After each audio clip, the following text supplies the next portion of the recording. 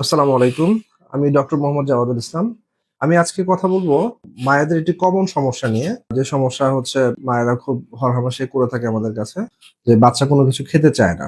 আমরা পরীক্ষা করে দেখি যে বিশেষ করে ৬ মাসের বেশি বাচ্চাদের যখন বাচ্চারা ব্রেস্ট ফিডিং ছেড়ে কমপ্লিমেন্টারি ফিডিং শুরু করার কথা তখন মারা ওইভাবে ফিডিংটা দিতে পারে না। বাচ্চার যে গ্রোথ অনুযায়ী বাচ্চার যে ফিডটা দরকার হয় সেটা ফুলফিল হয় না দেখেই বাচ্চার রক্তশূন্যতা দেখা দেয়।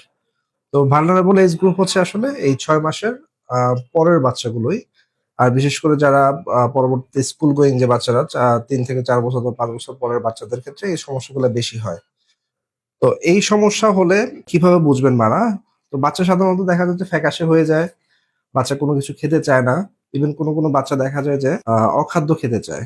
যেমন বাচ্চা দেখা যায় যে জুতা কামড়ায় অথবা মাটি খায় অথবা চুল খায়। মানে যেকোনো ধরনের অখাদ্য আরকি খেতে চায়। তো এ ধরনের সমস্যাগুলো থেকেই এগুলোর নেট রেজাল্ট হচ্ছে আল্টিমেটলি বাচ্চার ক্ষুধা কমে যাওয়া। বাচ্চার যখন রক্ত কমে যায়, হ্যাঁ? তখন বাচ্চার ক্ষুধা কমে যায়, তখন বাচ্চা কম খায়।